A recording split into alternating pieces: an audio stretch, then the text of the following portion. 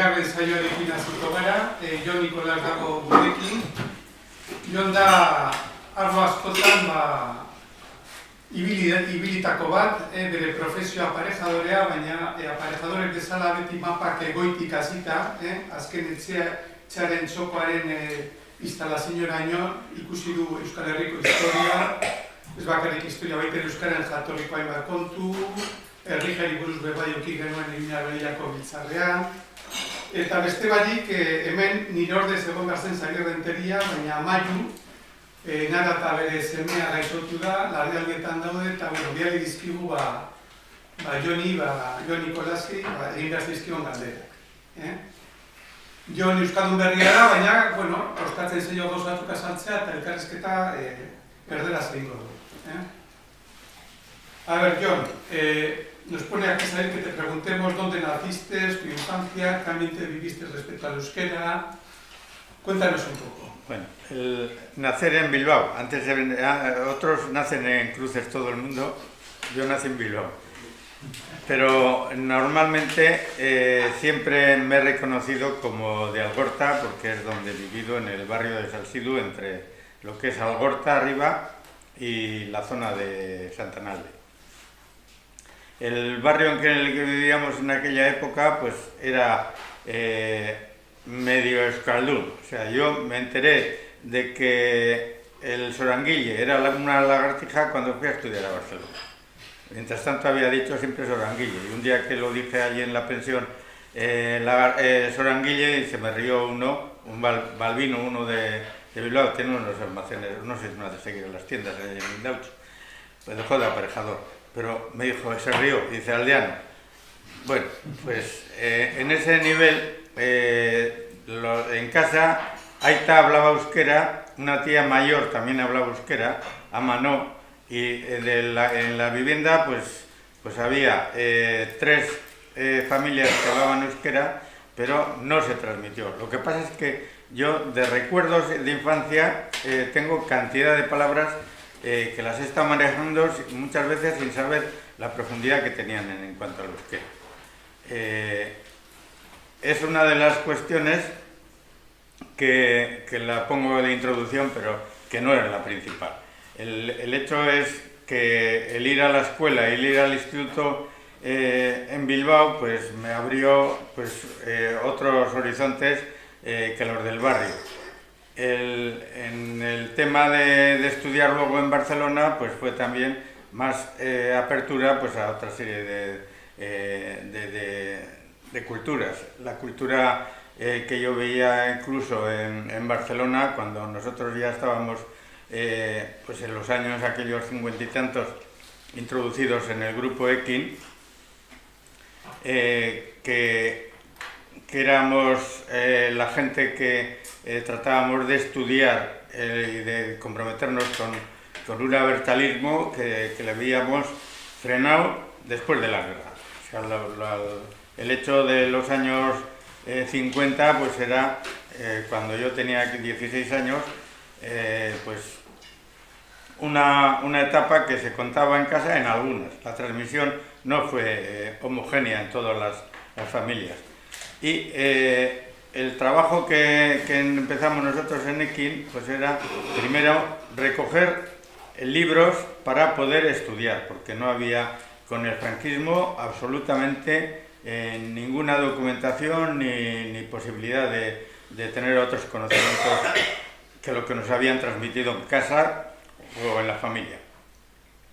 Era ese primer trabajo, que era uno de los de Ekin, era recoger libros que habían estado en los goitokis, en lo que era mucha cuestión de familia que lo guardaba como un tesoro o que no te lo enseñaba porque le daba miedo. Pues fue recoger ese trabajo para que la gente, los grupos de Ekin, tuviesen ese alcance de revistas.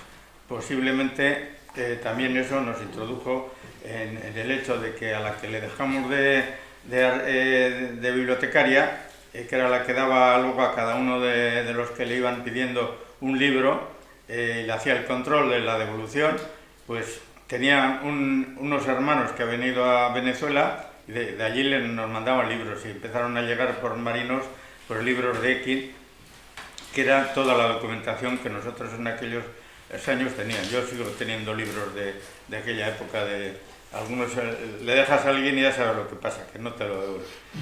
El asunto de esa primera introducción en el grupo de Ekin, pues nos llevó a que en el año 56 José María Benito del Valle y José Manuel Aguirre se presentasen en lo que fue el primer Congreso Internacional de París, donde se ofrecieron que las gentes que estábamos trabajando en Ekin pues tuviésemos un acercamiento a lo que era aquella asamblea.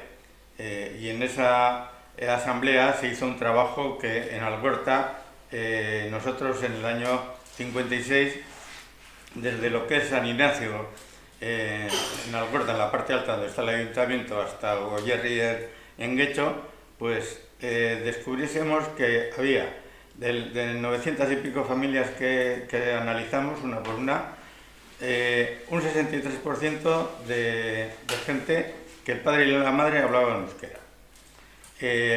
Había un porcentaje bastante alto de o hablaba el padre o hablaba la madre. Y como consecuencia de todo eso, pues llegábamos a la convicción de que en Algorta tenía que seguir siendo un pueblo euskaldun como Bermeo, por lo menos.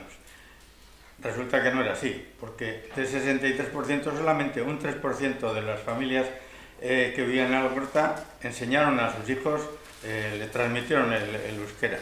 Y una de las cuestiones que además era clave, que en una misma familia donde había hermanos que habían nacido antes de la guerra, hablaban euskera, pero hasta que se han muerto. Y en cambio, las siguientes generaciones nacidas con la guerra, aquellos no hablaban euskera.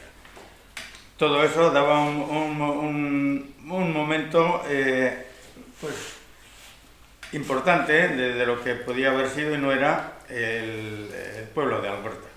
Una de las cosas que hacíamos en este grupo Ekin, pues aparte del estudio de una historia, de profundizar en los elementos más folclóricos y etnográficos, eran las primeras academias que se hacían en euskera para euskaldunberris. En ese tema tuvimos una persona que era Emilio Albizu, pues este hombre de forma clandestina, porque íbamos a su casa y luego al final ya en la sociedad de Ichargane se pudo introducir más abiertamente como un acto cultural, pero ese fue el comienzo de una serie de trabajos que se estaban planteando. Las incidencias del Congreso de París fue que los de Ekin nos integrásemos en una nueva organización de la juventud que establecía que en la gente de Eusko Astedi y nosotros nos integrásemos en una organización. Hubo una serie de cuestiones, de compromisos con José Antonio Aguirre, con Rezola y con esta gente, para que la gente que estaba quemada pues saliese de la primera línea de esta organización. Y nosotros aportamos como decir, Eusko Gasteiz no dice más que Juventud Vasca, no es mucho decir, no dice nada. Entonces, ¿qué es lo que le pusimos nosotros? La I de Indarra, y de ahí salió Egi. Y la continuidad de Egi, pues luego, cuando vino el cisma con respecto al PNV, que reclamaba la autoridad de los padres sobre el trabajo de la juventud, pues José María Benito del Valle se rebeló en primera instancia contra Julia Guerra. Yo de aquel archivo que teníamos tenía unos estatutos de lo que había sido Eusko Gasteiz antes de la guerra, y era marcar la independencia total sobre del PNV. Con aquel cuadernillo, José María Benito del Valle se fue a unas broncas con Julia Guerra y al final pues salimos rebotados todos y se quedaron ellos porque las siglas eran suyas y nos dejaron huérfanos. Tuvimos que empezar a ver qué es lo que salía de aquel momento, y de aquel momento pues nos acercamos a NV, nos acercamos a grupos que estaban en un entorno más anarquista de Euskadi, y el resultado fue que nadie nos quiso acoger y al final salió ETA. Y de ETA es donde en un momento determinado pues empieza un trabajo en lo que fueron los principios y en lo que fueron pues un desarrollo del SUTI. ¿Dónde empiezo yo a escribir? Pues empezamos haciendo unos cuadernitos que llamamos los cuadernos Deakin, que eran pues hojas mecanografiadas de una partilla. A mí me encargaron hacer un bosquejo de la historia vasca desde la prehistoria hasta 1512. Y eso traducido a una página, pues, os podéis dar cuenta de que era decir 4 ideas. Bueno, yo tenía unas ideas claras respecto a Bosch Gimpera, que había visto pues, en los libros, en las revistas de casa, y con aquello pues hicimos lo que pudimos. Y nada más. Los cuadernos de ETA luego se reeditaron, o los cuadernos de King se reeditaron con ETA a partir de la primera asamblea de Belok en el 62. Pero esto no salió adelante, porque luego se hizo un trabajo más profundo, donde incluso Alfonso Irigoyen y otra serie de gente en aquel momento pues se comprometió y sacó el trabajo. Y ese es el inicio por donde yo entro en el tema de escribir y de estudiar todo lo que era la antropología propia de nuestro pueblo. John, vamos a ir preguntas concretas, respuestas concretas, porque si no podíamos estar aquí 24 horas. El tema de la historia. Imagínate que tenemos aquí delante a 10 jóvenes de 15 años. ¿Qué crees que le desconocerían? ¿Qué aspectos de la historia desconocerían más de nuestra historia? Pues desconoce absolutamente total, porque lo veo con mis nietos, no tienen ni idea de todo un proceso antropológico anterior a la historia. Yo en los libros los mantengo que con el euskera, con el lenguaje oral, en un momento determinado se empieza la historia. La historia comenzó con la palabra. Es uno de los... Si quieres, hablamos primero de los libros y luego igual es más fácil. John ha publicado 5 libros, aquí los tenemos, y otro que ha dicho que este mes va a salir, sí. Pero vamos uno por uno. Arquitectura de las naciones. ¿Qué tenemos aquí? Esa es una recopilación de todo lo que he estado planteando, que a mí me quedó el agujero de decir, pues el hecho de estudiar en Barcelona, de tener una falta de universidad que en aquellos momentos no había. Pues mi vocación venía porque mi abuelo era carpintero, mi tío era carpintero y Aita era carpintero. Entonces, en ese sentido, pues la continuidad era ir hacia la construcción. Y así fui yo a Barcelona, a la escuela de aparejadores de arquitectura, y lo que era la escuela de enseñanza de aparejadores.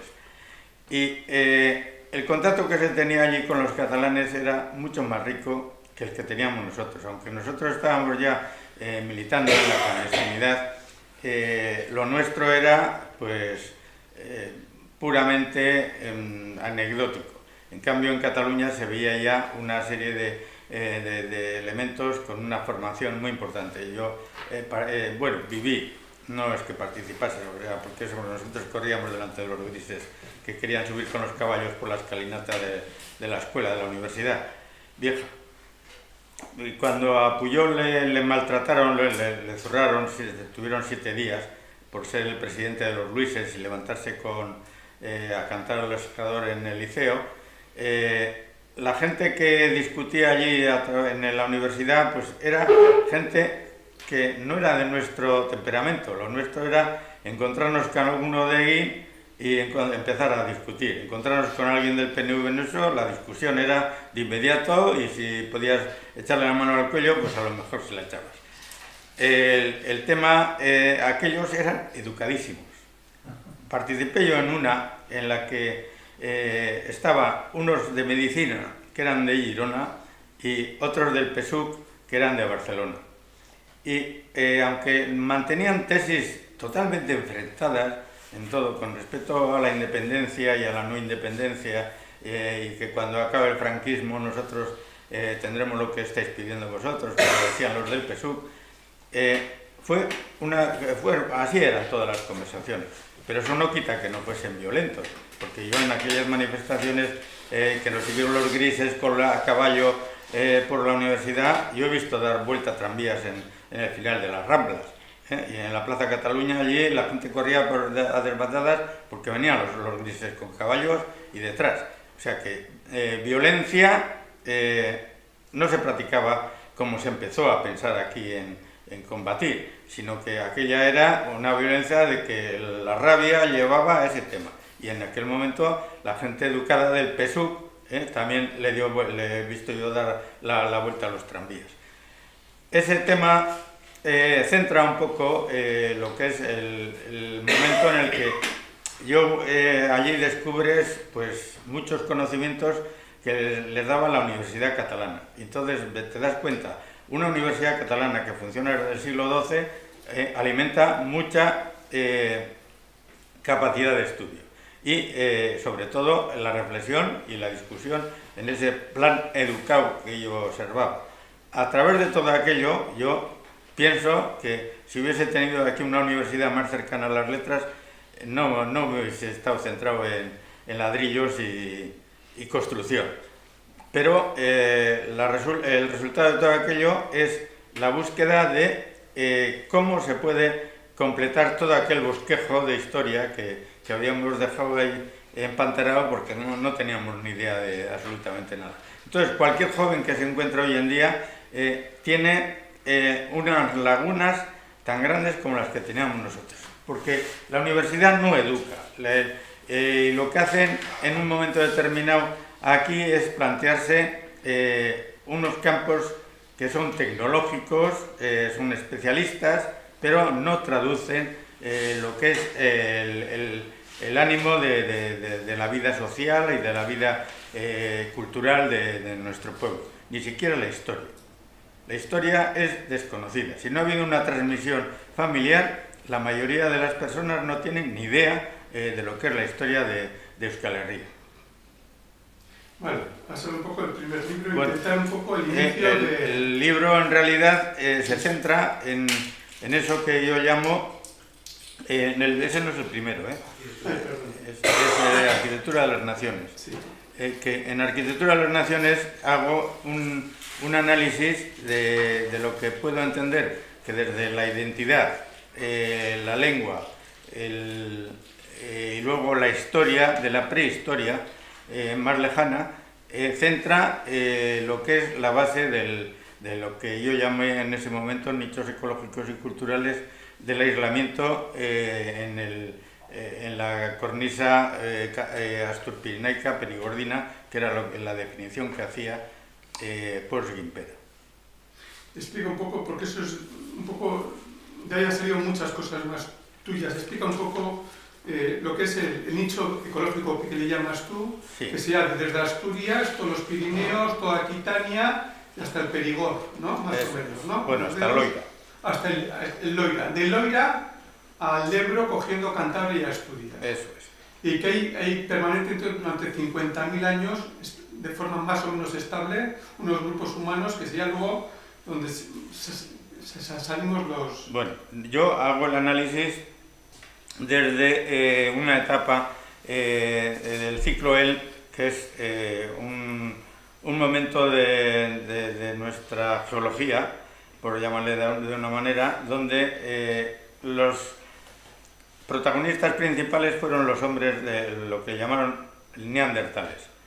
Y que en este contexto de una vida muy libre en las zonas donde la alimentación posiblemente de frutos pues era lo que facilitaba que el neandertal tenía una capacidad craneana mayor que la que tenemos nosotros incluso. O sea, que todas estas situaciones fueron las que desde los 130.000 años hasta los 70.000 años, en ese periodo de inicio del Pleistoceno, pues está planteándose claramente el cambio de utillaje. Una cultura que nace precisamente superando el elemento más antiguo que tiene el Homo erectus, que es el chop, que es una palabra propia del euskera, indica golpe. O sea, es de los arquetipos que está planteando pues Félix. En ese elemento se introduce claramente la especialización musteriense, donde se empiezan a sacar no solamente un montón de útiles, enredaderas, agujas. Lo más importante que yo considero es el invento de una aguja para coser prendas de aquella época del rigor climático que va a llegar. Eso es un invento que hoy lo tendríamos que clasificar pues como toda la digitalización es pequeña por aquello. No había las matemáticas ni nada que te diese, sino que fue la inspiración o el trabajo de una serie de personas que estaban buscando hacer útiles su entorno. En ese nicho ecológico que comienza a los 70.000 años con la glaciación Bur, se introduce claramente un ámbito de refugio de distintos grupos humanos.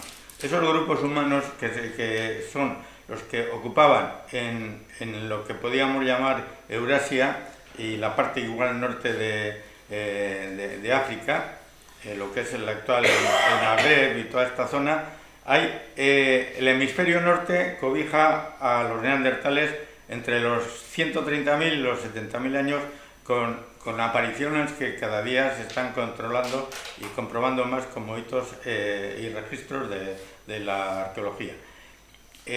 Estuvieron extendidos hasta Siberia. En ese momento del clima y del rigor más alto de la glaciación Bur, se introduce claramente el hecho de la supervivencia. Y la supervivencia de toda esa serie de esa especie, pues se mete en las cuevas, aquí donde teníamos un cárstico que protegía y que posibilitaba ese refugio. Pero en las zonas por los zagros también tenían protección. En las zonas de Palestina, pues la protección, el rigor debía ser menos riguroso, y en cambio está comprobado que los neandertales, cuando les llega a la tundra con el frío glacial, pues automáticamente se protegen y hacen galpones de hasta 20 metros de largos con los huesos de los mamuts, y lo cubren todo ello de pieles, y allí vivían 200 personas en tiempos y cambiaban. Eran unas comunidades cazadoras recolectoras que tenían esa cultura de lo que era el Homo erectus, que había aprendido a compartir la comida en familia, y que los primeros que se protegían eran los niños. Antes estaba comentando de Atapuerca, que alguien me dijo allí en una de las excursiones que hicimos, que los de Atapuerca se comían a los niños en épocas de hambre, porque había rayaduras de dentadas. Y discutiendo con una de las becarias, serían aquellas, o serán hoy en día profesoras de rango o catedráticas, decían que no, que aquello no podía ser. Cuando yo le dije eso, me dijo que sí, que está demostrado. Y digo, bueno, pues tú eres la antropóloga la que has estudiado los huesos, pero no te creo. Y así me quedé. Bueno, pues ese proceso de